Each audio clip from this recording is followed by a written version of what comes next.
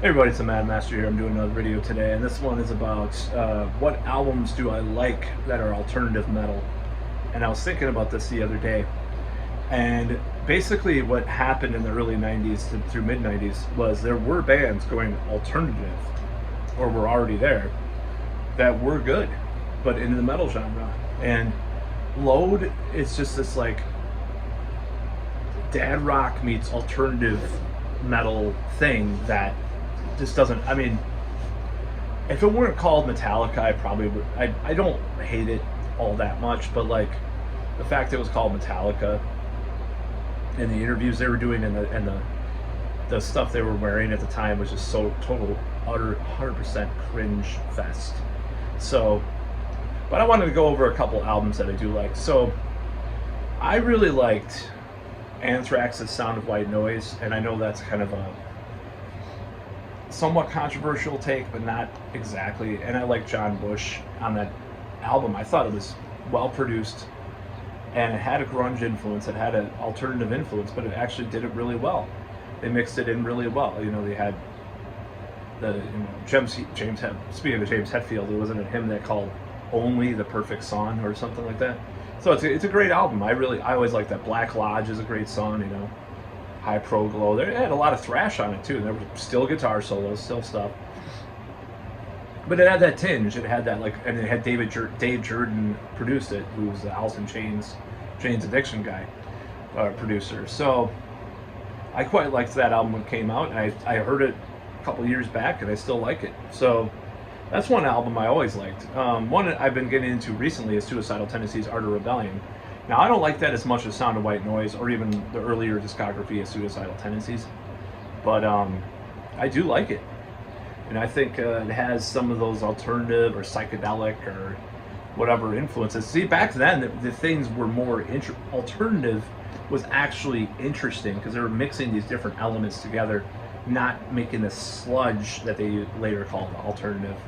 You know, you listen to the mid '90s Goo Goo Dolls or whatever the hell. You know, it's like, oh my god, this is alternative. You know, it's like, or Hootie and the Blowfish. You know, stuff like that. Like that was like sort of like this folksy alternative rock, whatever garbage. Horrible. I remember having this temporary job with this girl that kept putting on this alternative station. They played a lot of like that kind of stuff, and I kept putting on the classical station. She got pissed off. I'm like, do you not like actual real music? Or you know, so it was back in the day.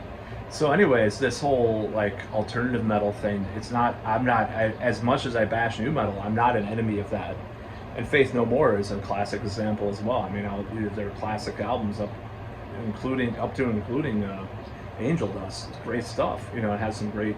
I was just heard a song on the radio today, a Midlife Crisis. I was like, you know, this could be Korn if they had the sludgy guitar and more whiny vocals. You know, that's why I never liked Korn. It's like you took something that was good in alternative metal and then put all this stuff over it. Yeah, they have dissonance. Okay, that's fine. But Voivod, they are not. King Crimson, they are not. And you know, hell, I mean, speaking of dissonance or like bands that kind of played heavier stuff, Helmet has aged pretty well to me, and I was listening to some of their early stuff, and I thought that was pretty good too. And I thought that had some cool vibes, you know. Then I never hated that either, and I mean, even back then, I don't think I hated it. I didn't love it, but now I actually have a new appreciation for it. So those are three examples of like albums or artists. Actually, four examples. I'm probably thinking of a fifth one. But, you know, I was listening to. I bought a Concrete Blonde album, you know, because I heard the Bloodletting song at a goth night at a local club I go to, and I was like, "Oh, who is this?" And I looked it up as Concrete Blonde, and I don't think they're metal by any means, but they have some metal elements on that album, and I think that was like the moment where alternative was actually cool, like actually cool, not. One of my ex-girlfriends calling me uncool or whatever. I mean, it like actually versus what she thought was cool. I mean, actually cool, like pushing edgy. That's a better word for it. So like back then that was edgy, but when alternative metal, by the time Load came out, in other words, it became really lame, you know. So that's kind of an example as well. So I think a lot of those bands were good. You know, those early '90s through mid '90s, like albums, or late '80s, even in Concrete Blonde, I think it was '89 or maybe '90.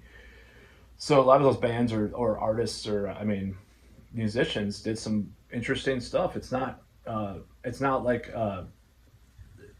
all bad or all, anything like that. I just thought when it got to a certain point, when it got to a certain element, it kind of lost its appeal, and it lost its not appeal. It lost its like feel, like it lost its what it was really about. It just got watered down and you know stratified in this way that was not cool anymore, not edgy, not pushing the boundaries or envelopes.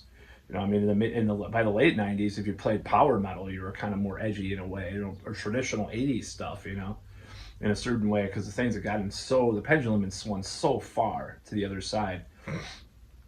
I'm trying to think of more alternative metal bands that I like, or alternative metal albums. But I think those are two big examples. Sound of White Noise and Art of Rebellion still hold up. I mean, I think Load does not. Risk does not. I can think of more examples. Shadow Life does not. Here in the Now Frontier, Queensryche. Nah, I think it's kind of in the middle. Now, Carnival of Souls by Kiss, which is their grunge sellout album. I think I did a video about this once. Um, it's a guilty pleasure for me. I actually really like it. It sounds crazy that I would like that, but I thought they did this weird job aping, just like they did with disco. They did like incorporating grunge into their sound. I thought it was kind of cool. I actually like it more than Revenge. It might shock some people. So yeah, I like some alternative metal. Um, I'm trying to think of more bands and more albums, but those are the ones that come to mind right now. And that's kind of like it wasn't necessary for metal to die nor stay the same necessarily either. And those are some examples like where a band can evolve but still have some cool stuff, like Art of Rebellion. Like there's still a lot of thrash on it. It might want to actually be one of the first albums with 7-string guitar. That's why I mentioned it in this context too, because other than like Steve Vai, I think Uli John Roth had one in the '80s, and I think maybe some players had 7 strings. The first time using a metal like Ibanez Universe in a band context in that kind of mainstream sense was probably Art of Rebellion. I think Covenant possibly by Morbid Angel, but that was the next year, I believe. Um, but yeah, it was cool, and obviously Carcass tuned to be already, so they kind of had that sound that people stole or took from.